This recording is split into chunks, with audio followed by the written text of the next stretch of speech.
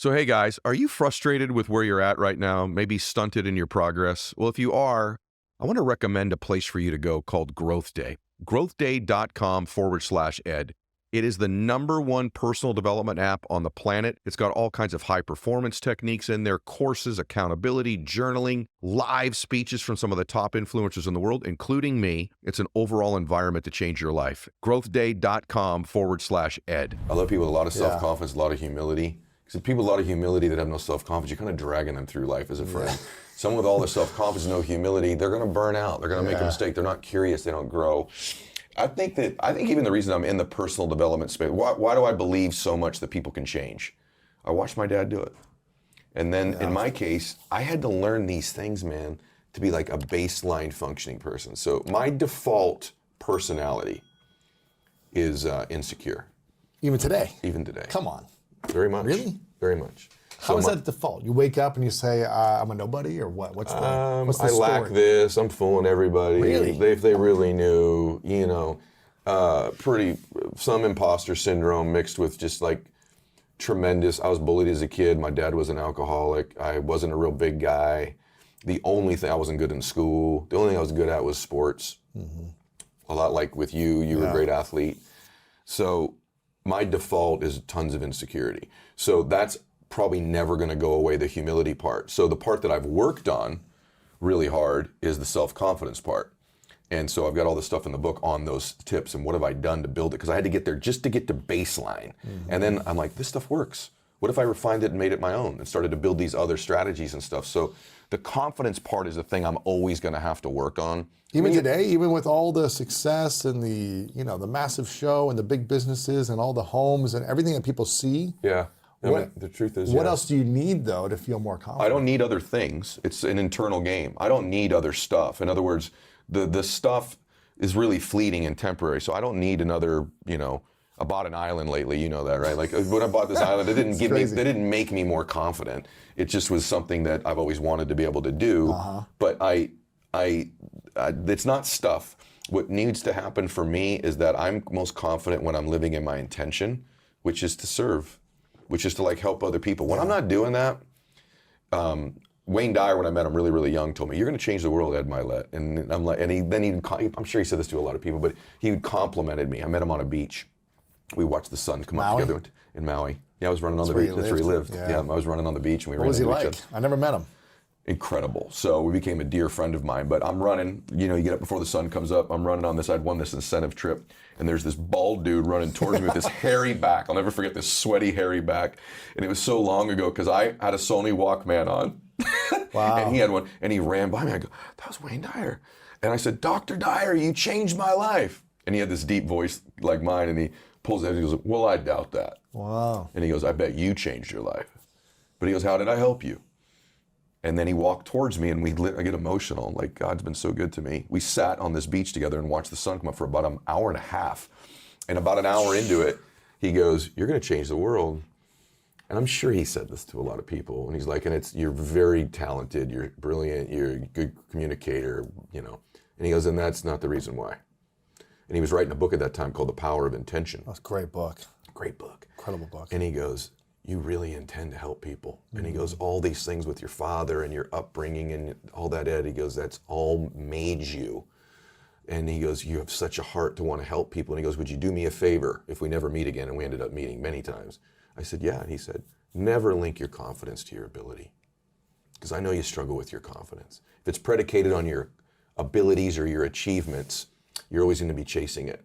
He goes, but if you link your confidence to your intentions, man, do you have beautiful intentions. And that is something I knew about me. I know I have a good heart. And I've never forgotten that. So when I do a podcast or a speech, I just connect to my intent, and it's been the one thing that's brought me confidence. Because if you said, hey, Ed, you gotta be confident because you're great, or you got a house, or you have a plane, I go, yeah, but. Mm-hmm. But if you go, you gotta be confident because you have beautiful intentions to help people, I go, I might have to listen to you. You might be right. Yeah. And that's where my confidence comes from. So, as an athlete, I gained confidence from results, from actually getting the result of becoming better. Yep. Right? That's one way to get it. Right, I was not good, and then I put in the effort, Yep. and all the mistakes or the failures or the feedback, what I like to call it, gave me the lessons and taught me how to get better to accomplish the result that I was looking for, achieve the goal, win the game, or just improve my abilities. So what I'm hearing you say is link confidence to intention. Some people say link it to the effort, right? Like the effort that you show up, that you just keep showing up, and others talk about the results. Yep. Should we be thinking about it? There's two. I call it the holy trilogy in the book of self-confidence. What is this? But the confidence trilogy is faith, have confidence. So if you're a person of faith, no matter what you believe in, it's amazing to me how people that believe in energy, quantum energy, or they're a Christian like me, and I believe in both, by the way. Yeah. But whatever their faith is, that they have it on Sunday, they have it at Bible study, or they have it when they get together with their friends or when they meditate, but somehow when they walk into a business meeting, they're alone. So why are you alone then, but you're not alone these other times? So I'm never alone. So that's number one. Number two is my intention. And third is my associations change my confidence. But here's the biggie. If you don't have self-confidence, here's what you have. You have a really bad reputation with yourself. Yes. You have built a habit of not keeping the promises you make to yourself. We've all heard this before, but there's a level. I have a chapter in the book called One More Standard. Here's how I built what I would call almost superhuman confidence in spite of my insecurity. Think about that. Superhuman confidence in spite of my insecurity. And it's exactly what you just said. It's an effort play. If you don't have self-confidence, you've never kept the promises you make to yourself. Check that box. If you have self-confidence, you've started to keep the promises you make to yourself. If you want to have superhuman self-confidence, you keep the promises you make to yourself and one more. So if I'm going to get up and I'm going to work out, I'm going to do 10 reps in the gym, I do one more. If I'm going to do 45 minutes on the treadmill, I do one more. If I want to make 10 contacts in a day, I do that and one more. If I'm going to tell my daughter I love her every day, I'm going to do that and one more. And so that higher standard, because in life, we don't get our goals, we get our standards long term. And so if your standard is one more, what starts to happen is you go, I'm willing to do things other people aren't willing to do, and I combine that I have great faith, great associations, and I intend to help people. This is a formula to build wonderful self-confidence and never lack humility when you have it. So when did you learn this one more mindset? Was this from your dad early on, or was this? It's from my dad. So we talked about this, a little bit earlier, but my dad had these couple theories he would always say to me. And so one was when he got sober, he gave it one more try. He was going to stay sober one day at a time. And then my dad, there's no dreaming in my house. There's no like, my jet, I've been blessed, I had like multiple airplanes, right, in my life. My jet was in almost walking distance of my dad's house. He's never been on any of them. Wow. And I would say to my dad, hey, let's go play golf in Maui. Let's go, there's these great golf courses in the ocean. And my dad would say, well, why would I go all the way to Maui to play golf with my favorite person, my son, when we can play here in Chino? It's not about there, I want to be with my son. So my family had none of that stuff. But my dad knew I was a dreamer. And my dad would always say, I was one decision away from changing my life the whole time. One choice. And he'd say, Eddie, you're not as far away from these dreams as you think you are. And I'd say, really, Dad? And he'd go, no, you're actually a lot closer than you think. But because you think it's so far away, you behave in accordance with that belief system, and it always keeps it that far away from you. So how do we bring our dreams closer to us? The first thing is, that's a great question. The first thing is you need to believe and know that you're one decision, one relationship, one meeting, one book, one thought, one something away from a completely different life. And when you know that, then you begin to look for them. And so in the second chapter of the book, I have a thing in the book called the matrix. And your matrix is your reticular activating system in your brain. It's the filter for your entire life. Okay, and this filter reveals to you the world that's in front of you. Again, an example of it is, I like what Musk is doing. So I just bought a Tesla. I drove it here today. I got a Tesla too. You do? Model X, or what do you got? I got a Plaid. Okay, wow. I got a Plaid. It's a good one. Nice. And so I bought this Plaid, and all of a sudden, man, everywhere I go, there's Teslas. See them everywhere. They're everywhere. I'm like, whoa, I see them everywhere. Another one. 3 lanes over, other side of the road. Freaking Tesla. This is crazy. They were always there. Yeah. Why didn't I see them before? Because they weren't part of my RAS. So the key thing I teach you in the book, how to slow down time and create the matrix of your life.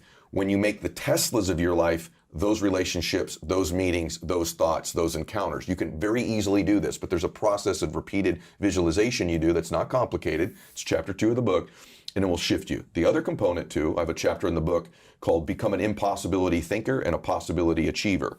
Here's how most people's frame works. They don't have an RAS program, they're not intentional, so they keep getting, if the things most important to you are your worries, fears, anxieties, problems, bills, you will continue to have people, places, and things revealed to you that confirm it. And if you operate out of your memory and your history, if this is your pattern, your framework, you will continue to find those things. You need to learn to operate out of your imagination and your dreams. This is a different framework for life. Imagination is different than dreaming. Imagination causes you to create dreams and thoughts that never happen. When you imagine something, you create a space. Once you have a thought, this is powerful. When you have a thought, you create a space that did not exist in the world before you had that thought. And that space now exists. And the way your brain works and your life works and the universe works is it tries to furnish that space, whether it's a negative or a positive thought. It starts to hear things it wouldn't hear. That's why, like, when you're in a crowded room and they say, Lewis, you can hear Lewis auditorily over all the noise. Why? It's in your RAS. It's why you see the Tesla, okay? So the key thing is being able to operate out of this imagination. Why is imagination so important? When you were a child, 3, 4, 5 years old, you were probably happier than you are right now. Why? 2 reasons. A, you were closer to God. You had just been with God more recently. And 2, you operated out of your imagination. You didn't operate out of a history and a memory because you didn't have one. And slowly over time, by the time you were 10, 11, 12 years old, loving people installed their limiting thoughts and beliefs, their software into you. Because most things in life are caught, not taught. You catch them. Wow. And so now you're starting to operate out of history and memory, and you repeat it, and your RAS begins to see the things that reinforce that history and memory. And so you basically have the same life over and over again with a different cast of characters in a different environment, but the same emotions. You have the same emotional home. My dad used to say to me, every call, bro, till the day he died, and I'm 50 years old, blah, blah, blah, whatever we're talking about. Last thing he would always say to me, be careful. Be careful. What the heck? And I go, Careful with what? I don't know. I never knew. But what is that programming from the time you're 8 years Right, old? yeah. Be careful. Hey, go to Watch school. out. Be careful. So what it operated out of this fear thing, right? All that, I need to be careful. I need to be careful. But don't make this risk. Don't take that business decision. Don't start a podcast. Don't get on that stage and speak. Don't do this. Don't do that. You say that to an already unconfident, insecure person. He meant it lovingly. By the time I'm 50, worth hundreds of millions of dollars, be careful. He didn't even know he was saying it to me. But what was he doing? He was installing, God bless him, his limiting beliefs into me as a little boy. So a lot of these things that you believe, you were defenseless when you started to believe them. They were installed in you by loving people who were around you. Right. And even though your life may look differently, your emotional home, the 4, 5, 6 emotions you experience pretty regularly, might be really familiar from your parents, 1 or 2 of them, right? And so you need to look at your emotional home. What's your most powerful emotion and the emotion that you wish you could let go of? Love is the most powerful emotion in the world. We will all do everything for love. If there were more love in the world, the way we treat one another, the way we express our thoughts, you'll do anything for love, right? So love is by far my most powerful emotion. It's like I love you. And like when I just saw you, we didn't just hug for like 1 second. Yeah. And you do this better than I do. I hold people, I make it uncomfortable because I just want to hug and love on people. But it's not uncomfortable, bro. Right. Because the reason you're so successful is you truly do love people. Yeah. And you come from that place. And I know we're bigger dudes and like that's a beautiful expression of a man. A real man is capable of real love. Yeah. That's the sign of real strength. So that's the most powerful one. And then for me, I know the emotion that I wish I didn't have. It's chaos. Really? How often do you experience chaos? Less Emotion? because I'm aware of it. But I'm going to tell you all the time till about 5 years ago, even when we first met. Why? I used to even say this, man, I operate great under chaos. Man, you should see me operate under chaos. Most people can't handle chaos. Right. I'm calm under pressure. Well, the reason for that was I grew up in an alcoholic home.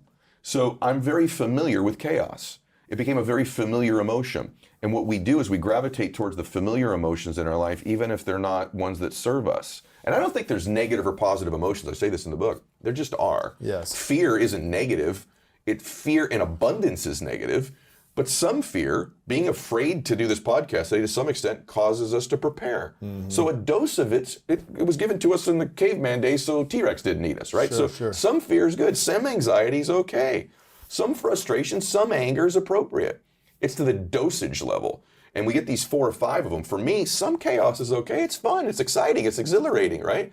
But getting it every day, every week, every month, all the time. And so how do you get rid of it? Well, one way you get rid of it is just be awareness. When you have an awareness of a thought, it loses its impact and power over you. It almost becomes like this, I'm doing it again, aren't I? I'm doing the chaos thing again. Everything's great right now. Yeah. All the houses are paid off. My kids are happy. Married to a great woman. Got great friends. I'm doing the chaos thing again, aren't I? You dummy, you're doing it again. And it kind of loses its power over you. So I have a chapter in the book called One More Emotion and how to take an inventory of the emotions you have. And so, yeah, man, mine's definitely love, and the one I don't want is chaos. Because chaos causes me to act out of anger and frustration. It can depress me. And your intentions are not going to be as, I guess. It's pure. It's a gateway emotion. Chaos is my gateway emotion to the ones I don't want. Chaos gives me stress. Chaos gives me anger. Chaos gives me frustration. Chaos gives me fear. So it's a gateway emotion. What is the result when you create from that space of chaos? It's funny. I have found the ability to externally create something pretty productive. Right. But stay with me on this. But the process in getting there is destructive. The process in getting there is not beautiful. And I used to think, and a lot of successful people, forcing your way to get the results. almost through force. Yeah. You know, and I still do it sometimes. I'm thinking of a situation this week where I did it, and I used to think, well, that's a superpower though, because I've created all these external. Look what I made. Look what I did. Yeah. And I'm doing it because of that. The truth is I did it in spite of it. You did. And there's a lot of things in our lives that we have linked to our formula, our recipe of success that we hold on to, that you've done in spite of those things, not because of those things. So you're 51 now, 52, 51?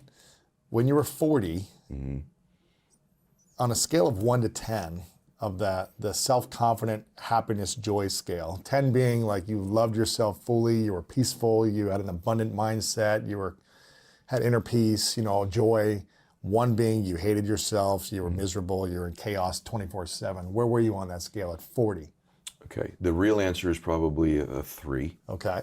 of happiness. But if you met me, I could convince you that it was probably an 8. That you were super happy and you had it But together. probably a 3. And since your father passing, where are you now? Probably a 9. Really? Yeah. And I no longer feel the need to convince you. Because I've learned that this has already existed within me. I didn't have to go get it. I just had to allow myself to experience it.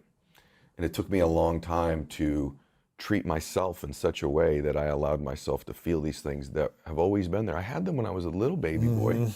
I just lost them along the way in these patterns and programs that were installed in me and my experiences. And I got to share something with you, brother, that just dawned on me. I wrote this whole book, and 2 weeks ago I had this. This is just for me and you, but everybody can hear it. Sure.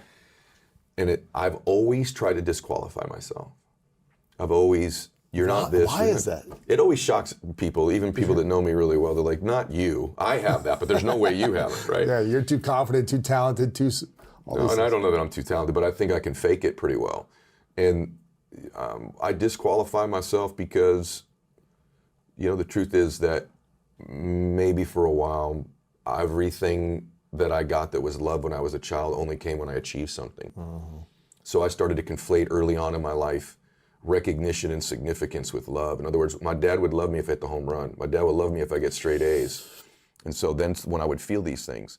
But something really amazing, and also I'm really big at holding myself. I love to beat myself up with mistakes I've made. I did this, I did that, I should have done this, I didn't do that.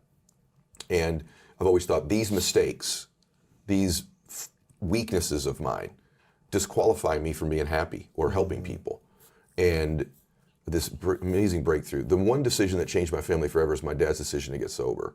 And it changed my family forever. I'm talking to you because my dad made that decision. Wow. And I've always been so proud of my dad for that. But this is just 2 weeks ago, 3:15 in the morning. I wake up, I'm crying. And I wake Christiana up, I go, babe, someone helped Dad. And she went, what, honey? I said, someone helped Dad. She goes, what do you mean? I said, babe, I never thought about this. In my dad's darkest, worst moment of his life, in some coffee shop or some room somewhere, some precious soul helped my dad. Reached out to him, talked to him. Talked to him and got him sober. Wow. And I said, babe, that's not the powerful part. And I have no idea who this person is, but I wonder if they know the difference they made in Max and Bella's, my children's lives, or your life, Wow. or the millions of people I've helped. That one decision they made. And she goes, oh my gosh. I said, I never thought about this beautiful human being. Always gave the credit to my dad, but some stranger helped him. And I said, babe, this is the bananas part. Do you know what qualified them to help my dad? Their messed up life. Wow. They were an alcoholic. They were a drug addict. Little did that person know the things they were the most ashamed of, the biggest mistakes of their lives, when they were using drugs and drinking and stealing, that was qualifying them to change my dad's life. And all of us, we run around carrying these bags of, I'm not qualified because I made this mistake. I had this bankruptcy. This relationship didn't work. I did this thing you don't know about. I'm so ashamed of. And that's why you're qualified. That's the thing that qualifies you. Yeah. The humanness in you. You are the only human being with your combination of gifts that you were given, whatever they are, and your experience. And real human beings help real human beings by being vulnerable and transparent, saying, I know where you are. I've messed up worse. Right. I've made greater mistakes. I felt more, I know that depression. I know that anxiety. I know that shame. I know what that feels like. That beautiful soul who was a drug addict and alcoholic, they didn't know all those mistakes they're making were leading them out of their heart. And they finally got to a point where their intention was to help my father in the lowest moment of his life. They changed my dad's life, and they're changed mine, and maybe me and you are changing a few today because of that person's mess. It's crazy. Is that crazy? That's amazing. I know. I love them and thank them. That's amazing, man. So hey guys, as you know, I've partnered up with my good friend Brennan Burchard, who's created the greatest personal development system that has ever been designed, called Growth Day. If you go to growthday.com/ed, you can get all the information. But it's that time of year where everybody's trying to form new habits. They've got new resolutions and goals, and you need an environment and you need some coaches, and you need to be able to do it super inexpensively. And that's where growthday.com/ed comes in. There's everything from journaling to accountability programs, live messages every Monday from myself and other influencers. There's an opportunity for you to get courses that would cost thousands of dollars completely for free. It's incredible. Go to growthday.com/ed and check it out. In terms of heavy, though, that's a really good thing because you share such great content. You share such great information. It's a book like no other in terms of it's not just inspiration, but it's how to. Yeah. It's strategy. And you love helping people get better, whether it's your podcast, your Instagram, social media. I mean, you don't have to do this, right? We know that you have a jet. We know that you have amassed a fortune and been wildly successful as an entrepreneur in business. And yet here you are coming out with your book and you're doing this event, wanting to give back to people. That's what I love most about you. Like, you truly want to change people's lives. I know your heart. Why? I do have to do it. It's where I feel most home, man. And God's been so good to me in my life. And I've had such great mentors that he's brought into my life that, the least I could do is share the little bit that I know. The older I get, the more I realize what I don't know. I've told you that personally, but I do know what I do know. And there's been a pretty cool journey in life that I've had that I wanted to give. And, sometimes you wonder whether you're qualified to do it, no matter who you are. Something occurred to me, John. I just want to tell you this. Everybody else can listen in because we're become such good friends. The decision that changed my family forever was my dad getting sober. And it was all one more. He gave it one more try. I have a chapter on that. And when he got sober, I said, Daddy, are you going to stay sober forever? He said, I don't know. I'm just going to stay sober for one more day at a time. And I've used that so many times in my life when I thought about quitting in business or teams I was on in sports. I just didn't quit for one more day. But something occurred to me, brother, about 2 weeks ago. I've already written the book and I was done. I woke up about 3 o'clock in the morning and I woke Christiana up and I was in tears. And I said, babe, someone helped my dad. She said, what, honey? I said, someone helped my dad. She goes, what do you mean? I said, someone helped Daddy get sober. That person completely changed my family forever. I'm not on the show with John Gordon. I haven't helped. And here's what's crazy. Do you know what qualified that person to help my dad? What? Their mess. They were a drug addict. They were an alcoholic. The very mess of their lives, the worst things they've done, their total tragedy, the things they're the most ashamed of and embarrassed by, is exactly what qualified them to change my family for generations. And I'll never know who they were. But if they're listening, I thank you. And I just want everybody to understand that lesson.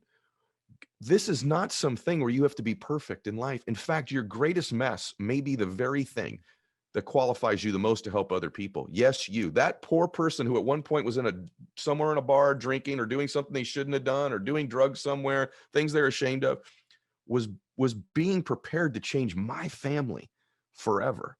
And it just occurred to me 2 weeks ago, how beautiful it is that human beings, with all of our flaws, in God's infinite wisdom, uses these flaws and these mistakes and even these sins we have for the greater good. Not only does he forgive us, but he uses these experiences of our lives to change other people's lives. That's what qualifies you to help other people, is your skills, your gifts, and your experiences, good, bad, or indifferent, are preparing you to change other people's lives. And your mess. I just got goosebumps when you told that story. And for you to Yeah. realize that, like, that guy, because he took the time to help your dad through his own adversity, his own challenges, Yes. his own mess, as you said, was able to impact him. That affected your life forever. And now all the people that are reading this book and part of your family, because everyone who reads your book is now going to be part of your family. That's right. And everyone who is a part of your community, they've been impacted by you because of your dad and because of that guy's life. Wow. Isn't that amazing? That is just, it is mind blowing when you actually think about that. You thought about that guy, like a guy who had to have a life that was a mess at one point. Yes. Woo. Yeah. Man, that just blew me away, just hearing that story. Me too. And it's been on my mind. I've been wanting to tell you privately for like 2 weeks. Like, isn't it amazing? I write the entire book and it just dawned on me. This person's mess is exactly what qualified them to change my entire family. My daughter, who you know is going to Clemson, will be there with your daughter. Like, none of this happens unless this person was a mess at one point in their life and then just decided, hey, I don't know what I have to offer you except my love, my care, my experiences, my belief you can be better. And they helped my dad in the worst, lowest moments of his life. Talk about a life, changing a life, changing a life. Talk about your dad. What was it like to see his transformation, to see him change, and how that change impacted you? It's why I do this. I believe humans can change because I watched my hero do it. My first 15 years of my life, my dad lived a particular way that he was not proud of. And then I watched in one decision, for the right reasons, him completely transform. And he became, I mean, it's hard to explain how close I was with my dad.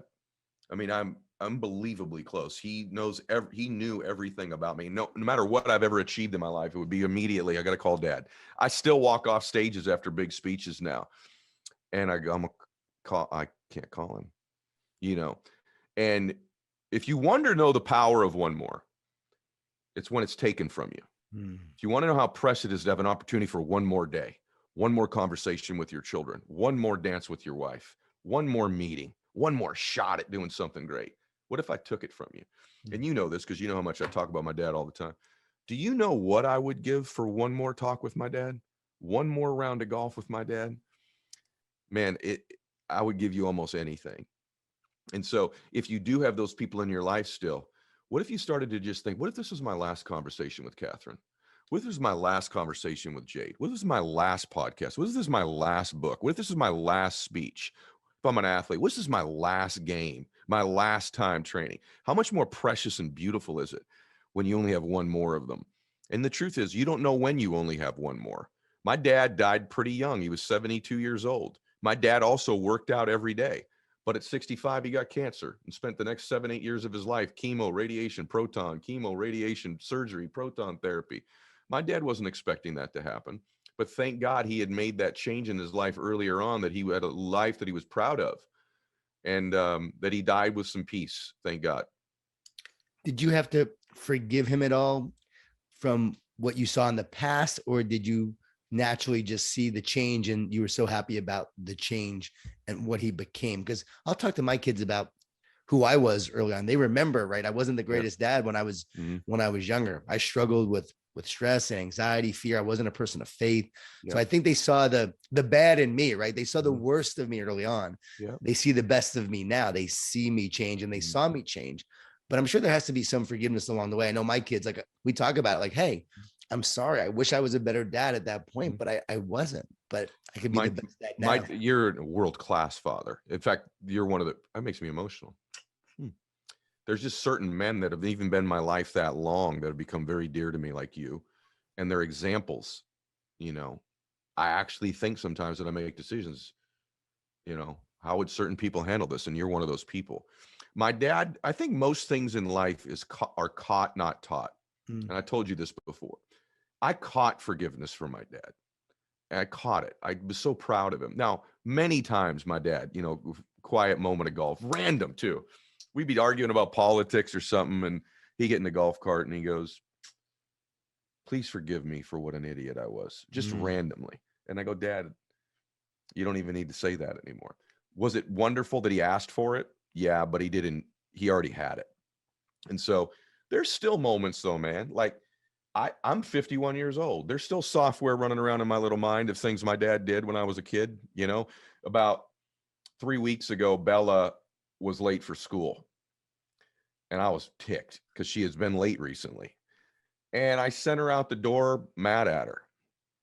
You know, I just said something I shouldn't have said. It wasn't heavy, but I let my daughter leave me having said something harsh to her. And I remember thinking, well, what if that was my last conversation? And it did flash me back. I remember a day before school.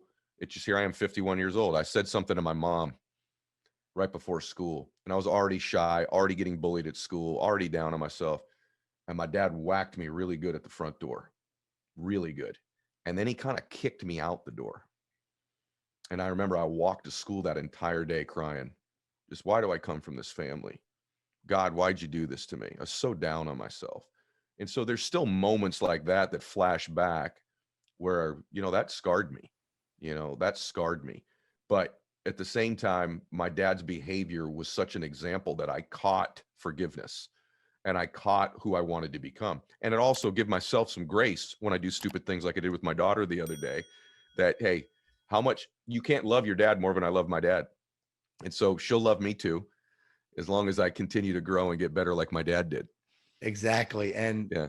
they remember the times we spent with them, the good and the bad. Yep. And I want to, in Bella's defense, I just want to say she is a senior. And so yeah, senioritis has set in, and Yep. she doesn't care about school because she knows she's going to college right now. That's exactly right. She's got to finish strong though. I keep telling her, we got to finish this thing, finish what we start. I know that well, but again, you're a great example for her, great leader for her, and that's what makes it so special. But your dad clearly, yeah, with his transformation, you know, it's amazing that the lessons he learned. But as you said, we also have pain of the past. We have wounds that we need to heal, and we all do. My mom died at 59 years old, and so I'm 51. So I got 8 years till I reach my mom's age. I think about that often, and I would give anything for one more. Again, talk about the power of one more. I would give anything for one more. We walk together. We would walk off and on the beach, or when I was visiting her in Florida in her neighborhood, and we would just walk and talk, right? Yeah. I would give anything for that one more. And I think that is what this book shows people. Like, don't take it for granted. Give your best every day. Focus on one more. I mean, in terms of the one more message, like, is that why you wrote it? You want people to give everything they have to others? I do, but I want them also to have tools. You know, like I love Think and Grow Rich. I have it sitting right here. It's like my Bible's #1, and probably my next favorite book is Think and Grow Rich. Wow. You know, and the only thing about it though is, like, you don't just think and get rich, and you don't just think and get happy. There's things you have to do. And I thought, what if I wrote the book about what's the thought and then what's the action and congruency that you have to do to produce a result? Because, you know, you work with a lot of sports teams. You know, you got to produce the result, because in life, it's about that. It's about the actual change. So there's a lot in there about that. There's also, though, I want people to be reminded that they were born to do something great with their life. And I have a whole chapter in there about becoming an impossibility thinker. And the reason I have that chapter in there is I want people to begin to operate out of their imagination and their dreams again, instead of their memory and their history. When we're young, when we're 4 or 5 years old, my hallucination is that we're happier for 2 reasons. If you're a little 4-year-old, one, you're just most recently with God. So there's a proximity of just the beauty of that. The second thing is you're in your imagination all the time. You're imagining, you're creating, you're dreaming. And then slowly over time, that becomes suppressed, and you begin to operate out of new software in your brain, which is your history and your memory. And you just replicate the same emotions and the same stuff with a different cast of characters and different circumstances, but it's the same play. It's the same history. It's the same emotions. It's the same memory. And so you have to be conscious and say, I'm going to begin to imagine again. I'm going to begin to dream again. And when you open that space, when you have a thought, it creates a space that didn't exist before you had the thought. And I talk pretty deeply about the reticular activating system in your brain in the book, which we could talk about or not today. But the point is that when you create a thought, it creates a space. And if you repeat the thought over and over again in your imagination, Your mind moves towards what it's most familiar with. So if you're most familiar with your memory and your history, you will move towards it. If you're most familiar with what you're imagining and dreaming, your mind begins to move towards it and tries to furnish that space with the people, places, things, and objects that you need to make it real. That's how life works. That's also a form of prayer. I think thinking is a form of prayer. And I think these imaginations and these dreams you have for your life are not God playing a joke on you. I think they're sneak peeks, little glimpses, little whispers from God going, this is what's possible. This is what's possible. And he just lets you see it. And it's your job to see it repeatedly, to see it bigger, to see it more clearly. And then he will partner with you on furnishing that space and make it your home eventually. That's the key thing about having a big imagination. So one, I hope that people actually listen to you, because people do discount themselves. They do things or have things happen to them that they're not proud of, that they think define who they are, and they never allow themselves to bring something beautiful to the world again, which is an absolute tragedy.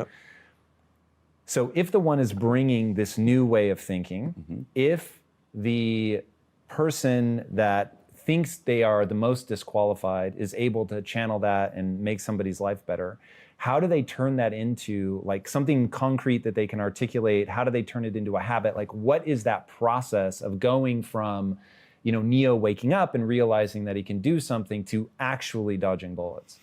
I think one of the things is the way that we approach time. This is something that almost no one talks about anymore. So I feel like you may be behind. You may actually be behind your destiny right now. Like maybe you're not on pace. In fact, I think most people watching this, listening, will say, I am behind on achieving my destiny. I'm not exactly sure what it is, but I feel like it's slipping. I feel like I'm behind. So you better figure out time differently. And you can bend and manipulate time to your advantage.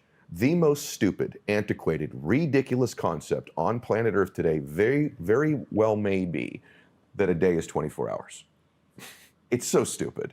It's the dumbest thing ever. 24-hour days were contrived when there were no cars. There was no electricity. If I wanted to get you a message, I had to write something down if I could, send it on a horseback, hope you get it. That's insane. Never mind the internet. So what used to take hours, days, weeks, months, years to do can be done now in a millisecond in the internet or on our smartphones. Yet we measure the time the same way that guy did? That's bananas. That is so stupid. Yet everybody does it. And so I, about 25 years ago, went, I'm not the most talented. I'm not the smartest, and I'm really not. And you've had guests on your show with IQs maybe 100 points higher than mine. This is the truth. I know a couple of them. I had them on my show. How in the world? I don't come from, a whole track record of success, right? I don't have the perfect upbringing. How in the world am I going to win? I got to do things other people aren't willing to do, which I'm doing. That's the one mores. And I got to fix the way I look at time. What would I need to believe about time? What would I need to believe? What would the question be? And so my days now are from 6 a.m. to noon. That's a day. It's 6 hours. And in that day, some days you just chill. But in that day, I'm going to get the amount of productivity, faith, working out, fitness, money, business, you name it, in that day. We've all had a morning where we go, I got more done this morning than I have in weeks. Well, why can't you do that every morning? So I measure time. I've compressed and condensed time. I've bent it. My day is 6 a.m. to noon, and I'm not crazy. You're crazy for thinking it takes 24 hours, just like some dude in a cave did 300 years ago. That's bananas that you still think that way, and it's unfair that people have taught you this. My second day starts at noon and goes till 6 p.m. That's day 2. But what the cool thing is, at the end of day 1, this clock goes off about noon every day, bro, and goes, what did I just get done? What didn't I do? What do I need to be accountable for? What do I need to double my efforts? Just like you do at the end of most days, right? And then the next day is 6 p.m. to midnight. And some of those are just fun days. Some days I chill, right? But some days they're really super productive. What I've done now is I have changed and manipulated time. I now get 21 days a week. Stack that up over a month, I'm going to kick your butt. Stack that up over a year, you're toast. Stack it up over 5 years, my entire life is different than it would have been otherwise. And if you do this for about 90 of your traditional days that you think are, you will come back to me and go, that profoundly impacted my life. And here's the other thing that happens. The world responds to you differently when you value your time like that.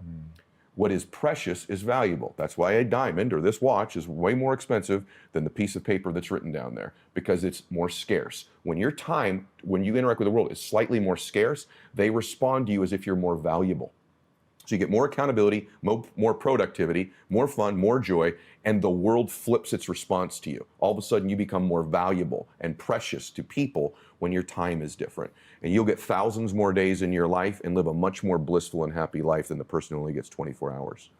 Yeah, so this is a concept that I really hope people take seriously. So I'm often asked like how frequently I evaluate my progress. And I'm like, nah, that's probably about every 3 hours. And I think people are surprised to hear that it's not daily, it's not weekly, certainly not monthly or yearly. It's like I'm constantly, okay, was I productive in this period of time? Yes.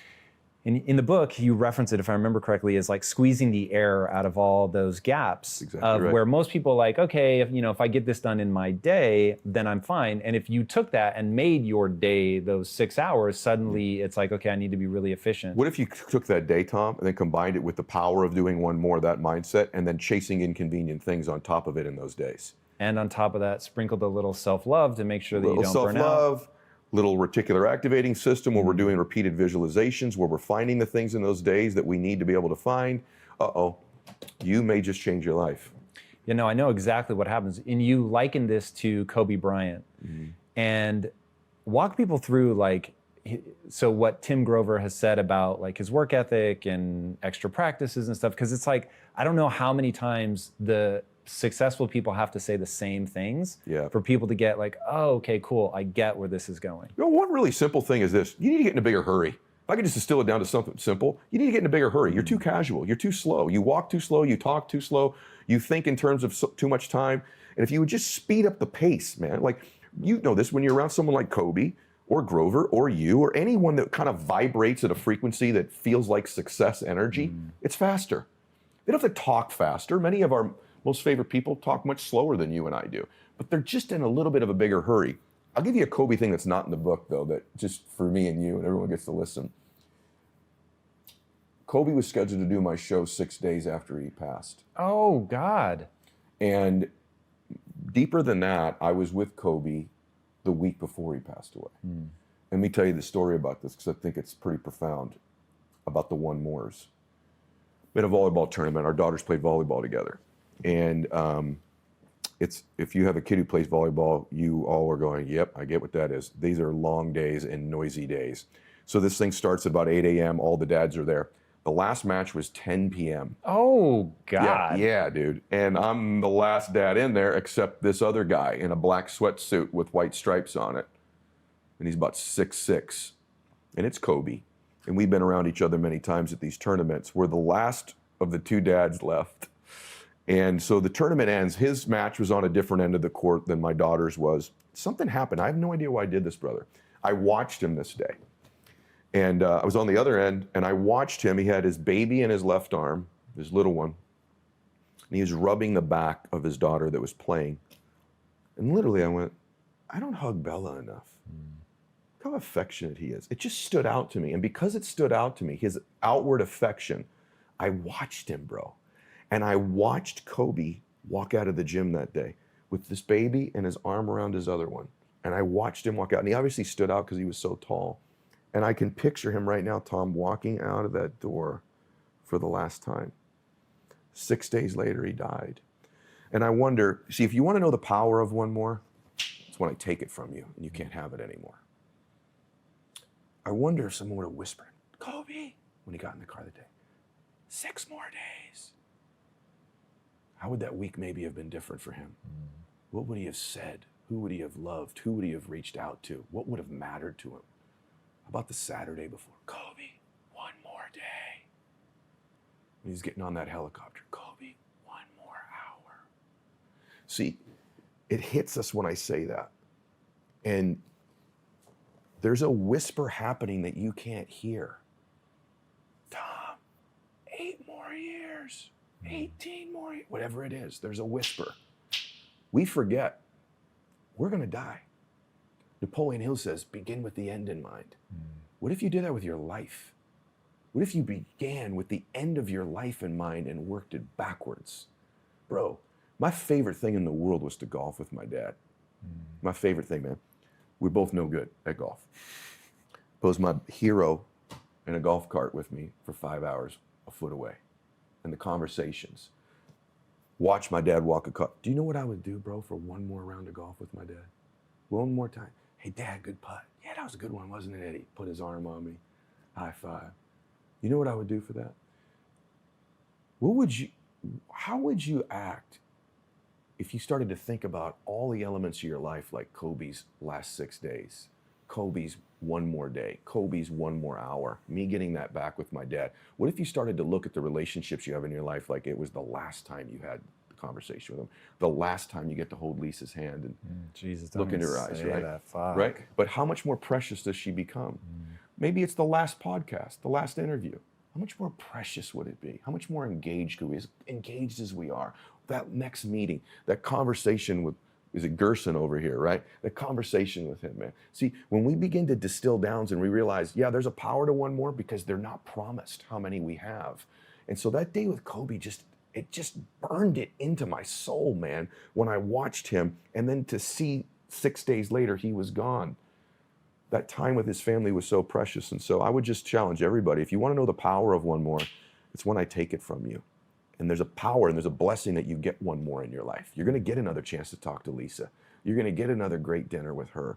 You're going to get another show. Those listeners have another day to change their life. They have another opportunity to do one more. They have another opportunity to make their family proud of them. They still have more time. They don't just have one more day probably to be the one in their family. Life is beautiful. It's precious. And sometimes we only have an appreciation for it in its absence. Sometimes we only have an appreciation for the power of the one mores or the people in our lives when we imagine their absence. And so I would just ask everybody to consider that.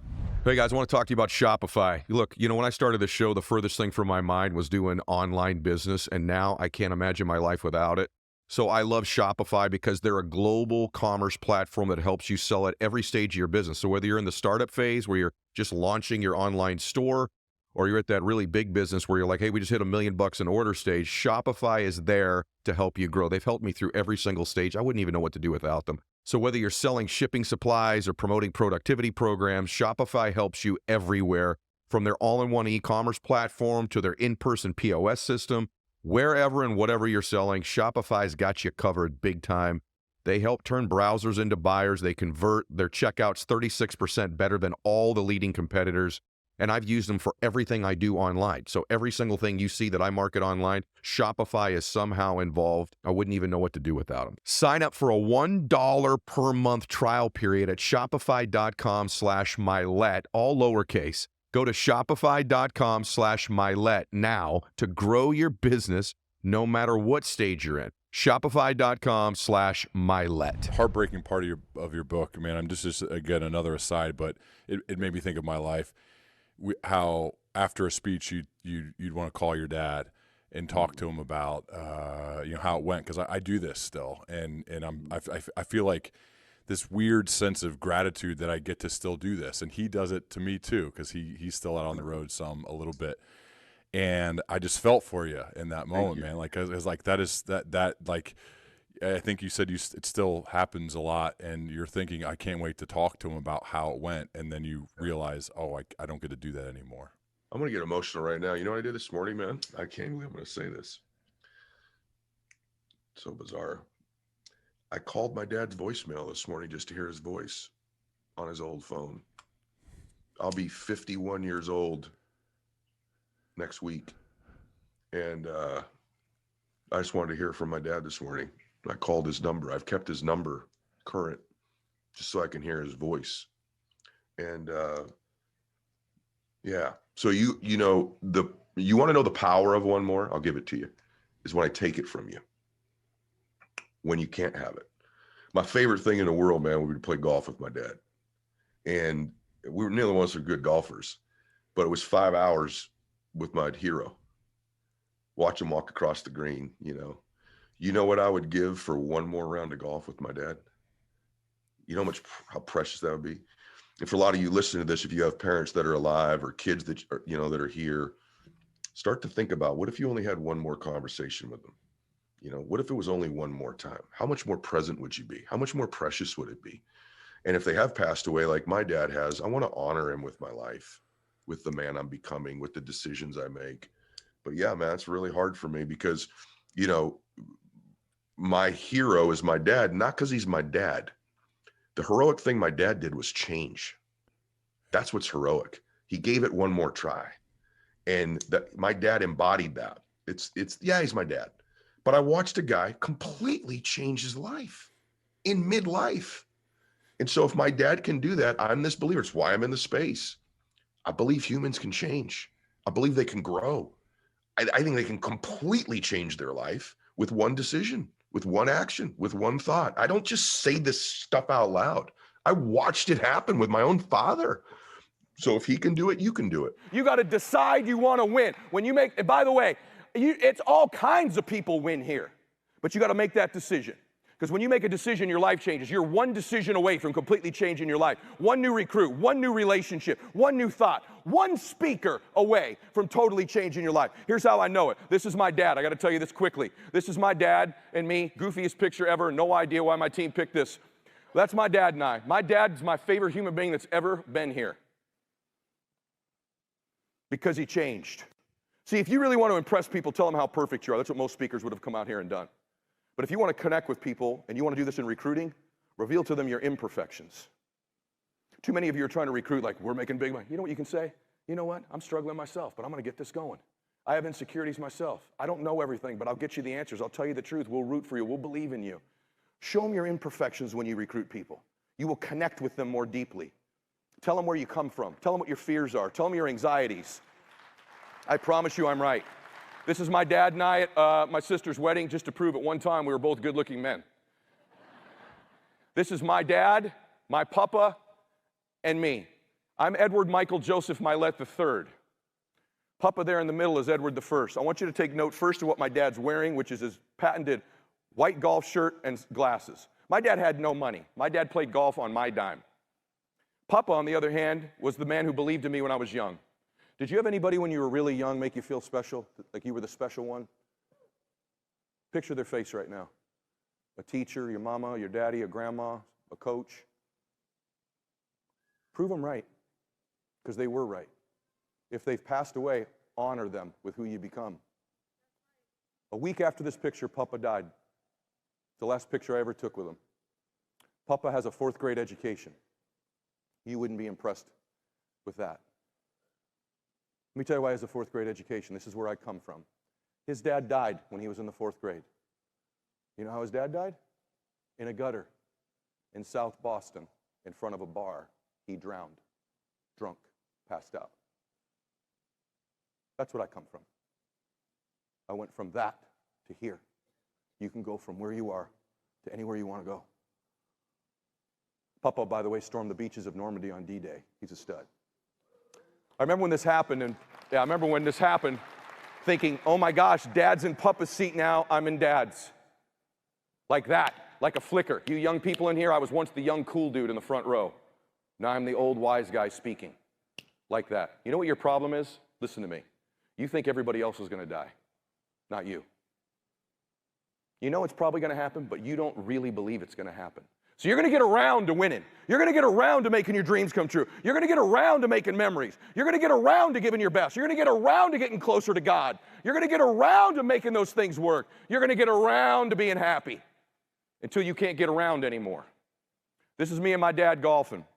My favorite thing to do in the world was to sit in a golf cart with my dad for 5 hours and be with my best friend. He knew everything about me. I knew everything about him. We didn't agree on a whole lot either. That day, my dad, who has the exact voice I have, a deep voice, that day went, thumbs up. I'm like, well, you need to go to a doctor Monday, man. He did. Tuesday, he had a 12-hour surgery to remove a tumor the size of a football that had been growing in him for 8 years that he didn't know about. He was diagnosed with liposarcoma, very rare cancer. And when he got the cancer, I'll never forget, my dad said, hey, listen, I'll fight this thing once. I'm not shriveling up. I'm not getting all wrinkled. Not losing my hair. I'll fight this once. If it doesn't happen, that's it, I'm out. That's not what happened. My dad had surgery, chemo, radiation, proton therapy, chemo, surgery, experimental chemo over 8 years. And I would say, Dad, why are you putting yourself through this horrible suffering? My dad said, Eddie, I'm not suffering. I am in pain, but I'm not suffering. Suffering's something we choose. He said, Eddie, remember this, please, so you don't have to get sick. You will only understand the power and the blessing of having one more day until you're threatened with never having one again. I'll do anything to have another day with your mama. I'll go to another chemo, another surgery, more pain to be with your mama. To me, to get to spend another day with you, we could no longer golf again. So I taught my dad all these visualizations of how to visualize he and I playing golf that I teach in my books. He said, for me to get to my granddaughter's wedding, to go see my grandson Jacob play another football game, I'll do anything for one more of those. They're so precious. That's my dad about 3 years into chemo. He wore his golf shirt and his glasses every day. He couldn't play. And he started to shrink and shrivel, and he lost his hair. And every time I would see my dad, I would know I'm losing my best friend, my father, my hero. I'm losing him. If your parents are still alive, even though that may not be happening, listen to me. You're losing them. I had the blessing of God showing me it physically. Your children are losing you. The world will lose you. This is a year later.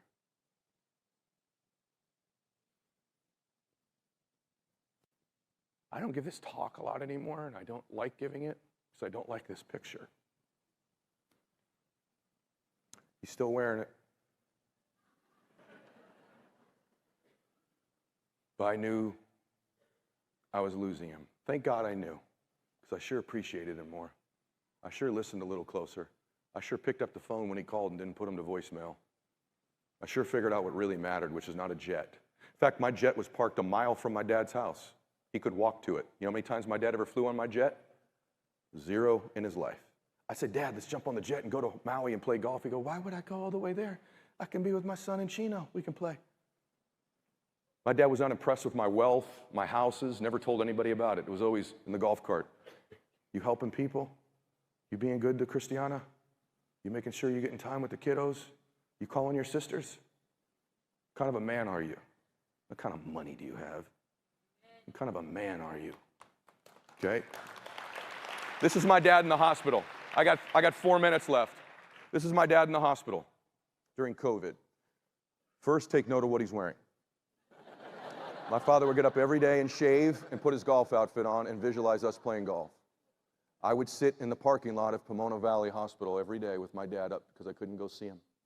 I couldn't hug him, I couldn't touch him, and he was a couple 100 feet away. We would talk every day. This day, my dad called and said, hey. Sometimes my dad would breathe 5 times a minute, sometimes 25. Hey, what you doing? I said, I'm downstairs, just working on the podcast, some other stuff. I'm good, writing this chapter for the book. Okay. I said, how are you doing? He goes, I'm good. Okay, kiddo. Okay. We just played Pebble Beach. I said, we did? He goes, yeah. I said, how'd you play? He goes, lights out. I just played awesome. Shot 67. I finally birdied 18. It's awesome. I said, how'd I play? He goes, oh, like shit. I go, I gotta go. He goes, all right, I gotta get some lunch. 2 hours later, the phone rang. Hello? Hey. I go, what's going on? Yeah, I wasn't honest earlier. I said, what's up? I'm not doing so good. I said, okay. He goes, I want to go home. I go, Dad, you can't go home. You know that. No, take me home. I want to go home with Mom. I want to see you and your sisters tonight. I go, Dad, stop it. We're going to get you another steroid shot. You're crazy. He goes, listen to me. It's the power of one more. He goes, listen to me. I have one more day. What? Eddie, I have one more day. Please let me go home. My stomach sank. I said, I'm going to call the doctor. I called the doctor. I said, hey, he's talking crazy. He goes, I'd go get him, Ed. I'd send an ambulance. Take him home. I said, what? He goes, Eddie, they know. I said, who's they? He said, someone who's going to die. They know. This is 4 hours later. That's my dad coming home one more time. Walking through that front door one more time in an ambulance. By the way, you're going to come home one more time someday. Your husband, your wife, your mom, your dad, you will someday come through that front door one more time. Who do you want to be when you come through that door? What do you want to accomplish, seen, felt, experienced, tried, done, contributed? Who do you want to be in that one more day? It's coming for you at some point. That's my mom right there. His high school sweetheart, his wife of 50 years, watching her husband come through the door one more time. The staircase to her right that you can see there is the staircase I would send her up when I sat at that front door as a little boy. That's the same front door of a man I was terrified of would come through. A totally different man came through that door 35 years later. You can come home a different person someday. You can totally change your life. I'm in this space, I'm giving this speech, I write my books, I do my show because I know human beings can change because I watched my father do it. Right left of that paramedic is the liquor cabinet that I used to try to get him to avoid through the hallway. Totally different man came home. Who do you want to be? This is my father with one more hour left, and I'm holding his hand. He's still wearing the same clothes. My father refused to take morphine for the excruciating pain because it would violate his sobriety. About 20 minutes after this, I'm holding his hand. My dad goes, I'm so proud of you. I can't believe God gave you to me as my only son. I love you. And he closed his eyes. I've never said this, but I feel family here, so I'm going to tell you something. I got into the bed with my dad. And I held my dad like he held me when I was a little boy. One of the most beautiful moments of my life. Got to hold my dad. This man I was terrified of. And it made me think, who do I want to be in this moment when my children are gathered around me? What do I want them to know about me? Who I became, what I did, who their dad was. Who's Christiana going to think her husband was? My sisters. Who do I want to be when I've got one more hour left? And about 20 minutes later, he took one more breath. And he was gone. And his temporary pain was over. And I was a different version of me because of his pain. See, the other thing that's going to happen is if you'll survive the temporary pain is it will change the people around you for the better. And my dad did that. So what's the premise of the one more philosophy? Well, the overall premise is that you're much closer to your dreams or your vision for your life than you think you are. And most people don't have a vision issue. They have a depth perception issue, meaning they think things are further away than they are. And so they act in accordance with that belief system, and they keep these ambitions, these dreams, these visions for their life at bay because they think it's so far away. But the truth is not that. The truth is that you're one decision, one relationship, one meeting, one new thought, one new book, one new podcast, one new emotion away from a completely different life, that it's much closer than you believe that it is. And if you can, buy into that philosophy that I can teach you how to begin to see those relationships, see those thoughts, have those emotions, and change your life. So you're much closer than you think you are. There's a power to doing one more. In other words, people that don't have confidence, why? They have a relationship with themselves, a reputation where they don't keep the promises they make to themselves. People who develop self-confidence, they keep the promises they make to themselves. But then there's a higher standard than that. What if you kept the promises you made to yourself plus one more? I'm going to make 10 contacts today. You do that, plus one more. I'm going to do 10 reps in the gym. You do that, plus one more. You're going to tell your child you love them today, plus one more. Your entire life transforms when you set that higher standard. So one more phone call, one more meeting, one more page in a book. And because we don't know, like, the wondrous worlds that lie beyond one more. Who is the influence on this one more philosophy? My dad was an alcoholic the first 15 years of my life. And I think the reason I believe so deeply that human beings can change is because I watched my hero do it right up close, my father. My dad didn't live a great first 15 years of my life, but the last 35 years of my life and he lived magnificently. And my dad had tried to get sober many times, Jim, as you know. And then there became this time where he was driving me, he was in tears in the car. I never saw my dad cry before. And he said, I'm going to give it one more try to quit drinking. And that one more try changed our family tree forever, brother. I wouldn't be talking to you now if my dad didn't give it one more try. There's a chapter in the book, as you know, called One More Try. And then these one more started to stack up. When my dad got sober, I'd say, Dad, are you never going to drink again the rest of your life? And he would say, I don't know. I'm just not going to drink for one more day. And that served me very well. Businesses I've been in that, my back was up against the wall and I'm thinking about quitting. I've always just said, just don't quit for one more day.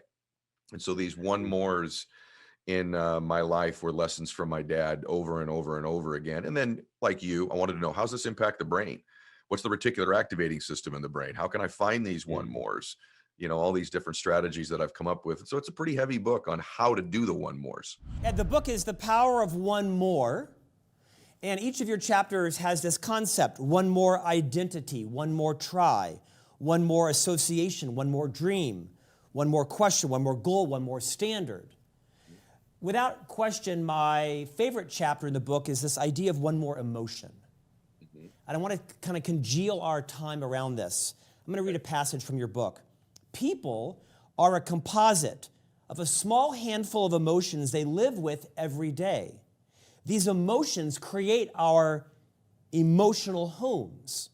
Like any home, your emotional home may not be perfect, but it's comfortable. Riff on that. Well, we all have these 3 or 4 emotions. If you take a given week or month of your life, and I said to you, okay, there's a series of emotions you get no matter what the external is, right? So sometimes those emotions are joy, ecstasy, peace, passion, right? Comfort, or it could be anxiety, worry, fear, depression, anger, whatever it might be. But you have these 3 or 4 emotions you're going to get because our mind and our spirit moves towards what it's most familiar with. So we create a home. Oftentimes, this emotional home was installed in us when we were defenseless as children. And we just carry it. So it's a different set of circumstances, a different set of results. But basically, we live in this home. And their emotions aren't negative or positive. People say, oh, fear, terrible emotion. Well, depends on the dosage of it. Fear can cause you to focus. Fear can cause you to prepare. So there's a healthy dose of it. I don't look at emotions as negative or positive. It's the abundance of it. But if you're living in anxiety, you live in fear, you live in worry, and we all find a way to get those emotions, no matter what in a given week. Things are great, things are bad. If you're a worrier, you'll find a way to get you some worry. And even though it may not serve you, it's home for you. You're familiar. I'll give you an example, Scott. One of my emotional homes has been for years. Even though I've worked on getting more peace, more bliss, more happiness, I've been intentional about getting these emotions. We're human beings get what they want. We set a goal up, we're intentional about getting it, but do we really want the jet or the promotion or the money, or do we want how we think those things will make us feel? And so we keep having these goals about things and achievements and levels, but what we really want is how we think it'll make us feel. But what if we had those goals, but we also had intention about how those feelings are? So I want more peace, I want more passion, I want more joy. If we start to be intentional about the emotions, we can change them. I have this one that's been coming up until about a year ago, and it's chaos. One of my emotional homes is chaos. And I would even brag, Scott, I function well under stress and chaos. I'm a warrior under stress and chaos, which was true. I'm familiar with it. I'm very functional in it. But I had to ask myself, do I like living in it? Is this something I want to have when I'm 60, 70? Did I really need it when I was 30? No, it's familiar, so I get it. No matter how good things are going, Ed Mylett finds a way to get a little chaos. Ed Mylett finds a way to get a little worry because I like it. It's where I live. And the truth is, it didn't serve me. Why? Why do I have chaos? I'm the son of an alcoholic. You grow up in an alcoholic household, there's chaos. Nothing's stable. Who's coming home today? What's going to happen? Are we going to a restaurant? Is dad going to yell at somebody? Are we safe driving in the car? How are mom and dad getting along? right? What happened at work? Chaos. And I became familiar with chaos. And I carried it into my 40s and even probably truly till I was about 50. So these emotional homes are where we live. And if we begin to become more intentional about the emotions we want, not the things and achievements we want, now we'll change our life. And what's crazy enough about it is when we get the emotions, the things become much easier to have also. Some of us are hooked on a false belief. Let me just finish with this, Scott. We think, I know I have it, but it's kind of part of my recipe to success and achievement.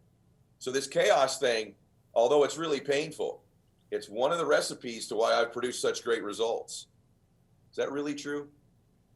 Or have you done it in spite of it? And what I found out in my life is these emotions that don't serve me that I have regularly, I achieved in spite of them, not because of them. And so I take you through in the book strategies of how to create a new emotional home, because our lives are our emotions. And if I could say one more little thing on that, it's not the events of our life that define us. It's the meaning we attach to the event. And that meaning creates an emotion. And if you're familiar with an emotion, you will start creating meanings to deliver that to you about everything that happens. Perfect example. You and I left right now. God forbid there was an accident out front of my house. A family was killed in front of us. One of the worst possible things we could experience. Our emotion would be sadness, tragedy, my gosh, pain. That same exact event, Mother Teresa, if she were alive, witnessed. Her belief system in her life was that the greatest honor of her life, Scott, was to be with someone when their soul leaves here and goes to heaven. Same exact event, different meaning. She'd get peace and joy from that situation. Believe it or not, it's true. You can look it up. That's an extreme example. So these emotions we have create meanings to events that don't serve us also. That's how important it is. I think it's the most profound chapter in the book because you talk about how we are our emotions. We are our emotions. And it stopped me in the book, and I sat down and I talked about my emotional house. And I wrote down what were my, 5 or 6 emotions. Will you take us a step further, Ed, and maybe instruct those who are listening and watching how we can better declutter our emotions, how we can determine which ones should stay in our house and which ones serve us for what reasons? Take that a bit further, if you will. Yes. So I always ask myself, the things I want, why do I want them? What do I think they'll give me? This is the pathway to the emotions that my heart is seeking. So I want $10 million saved. Well, why? Because I think that'll make me feel safe. I'll never be broke again. And so now I know safety is an emotion that my heart is seeking. I've just made the conditions impossible to feel it. And so this is one of the ways we become really focused on the emotions that we want. The other thing in life is that I had this beautiful experience happen to me, brother, where I was very young. I won a contest to go to Hawaii. And I'm running on the beach in the morning. It was before the sun was up. And running towards me was this man. And God's just been so good to me. The man running towards me was bald. I could see him in the distance, sweaty, had like a hairy back. I'm like, oh, who's this guy? He's running towards me. And as he gets closer, I realize that it's Wayne Dyer, Dr. Wayne Dyer. Most of your audience would know who Wayne is. If you don't, they should look him up. But he's one of the all-time great spiritual and thought leaders, personal development gurus of all time. He runs by me. It's so long ago. I got a Sony Walkman on. So does he. And I pull mine off. I'm listening to a cassette. I said, Dr. Dyer, you changed my life. And he turns back. He had a deep voice like me. He goes, well, I highly doubt that. I bet you changed your life. But how did I help you? And he walks towards me, Scott. And here I am, a young man. I end up sitting on the beach and watching the sun come up with Wayne Dyer for about an hour and a half. And at the end of that hour and a half, he said, Ed, I don't say this lightly. I think you're going to change the world. In fact, I know it. And I'm sure he had said that to other people, but to me, I was the only person he ever said that to. And he goes, and by the way, you're incredibly bright. Your ability to articulate your thoughts. He goes, I feel things, Ed, when you speak. I don't know what planet you're from, but it's not this planet. There's something when you speak, I feel something, and I'm right here with you. And I said, thank you. And he goes, and that's not why. Would you please do me a favor if you want to have happiness in your life? I said, tell me, please. He said, never attach your emotions or your happiness to your abilities or your achievements, because you'll be chasing them all your life. And when and if they fail, you'll be lost. He said, what if you attached your happiness and your emotions to your intentions? And it changed my life. And it was a gift to me at that time, because prior to that, just like you said with your dad, I thought love was when I achieved. If I had a home run, my dad said he loved me. If I got straight A's, I got affection from my family. So everything was attached to the external result I would produce. Then I'd let myself feel the emotion just for a little bit. Then I'd get back to my emotional home. Sorry, I'm moving on your podcast here. You said don't move. So he said, Ed, if you'll start to attach your bliss to your intentions, he said, Ed, you're going to change the world because you have such a good heart. You're such a good man. Because of the way you grew up, you care so deeply about people. It's special, Ed, and they feel things from you. Please, the rest of your life, attach your emotions to your intentions, and you'll never be without the ones you want. And I've pretty much done that, brother. So I'll remind myself before a podcast like this, when I want some confidence and some strength in my emotions and some peace, I remind myself not of my ability to communicate or what I know, but my intention to serve people. When I close my eyes at night and I pray, I remind myself of my intent to make a difference, my intent to be a good man, and I feel that peace. And so I would remind everybody to get clear and intentional about the emotions you want, but to attach them to your intent, not your ability, not the external. And that was a life-changing, life-altering moment. What I didn't know is, of course, he was writing a book at that time called The Power of Intention, which is a book I would also recommend to people to read. In chapter 10, you call it one more higher standard. You write a lot about goals and the connection between goals and standards. I think the best passage in the book is the following. Many people fail or are miserable because they set standards that are too low for how they want to be treated. If you don't establish what your standards are and clearly define them, other people will act to undermine them simply because they aren't clear about what is acceptable to you and what is not. Take us home on that. We get our standards in our life, not our goals. We get about 25% of our goals. We will always ultimately get our standards, and we are constantly teaching people how to treat us based on our standards. We are constantly teaching the world how to respond and interact with us based on our standards.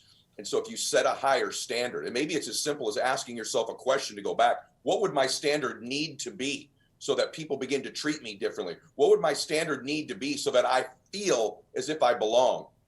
And here's the thing, or that I can take over. I don't know if I was the first person to say this, Scott, but I know I was one of them, which is that if you lack self-confidence, it's because you don't keep the promises you make to yourself. That's a fact. And the way to get self-confidence is to begin to keep the promises you make to yourself. You're going to get up at 6 a.m., get up. You're going to drink a gallon of water, drink it. You're going to make 10 phone calls a day, make them. But then I asked myself, once I did that, what would I need to be? What would the standard need to be to become superhuman?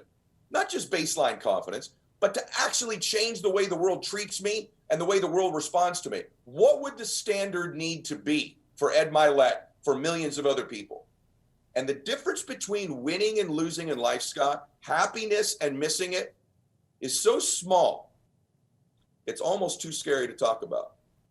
But I'm willing to finish the interview today by talking about it. And I'm going to tell you what it is. It's the different standard. And that standard, that small difference, is one more.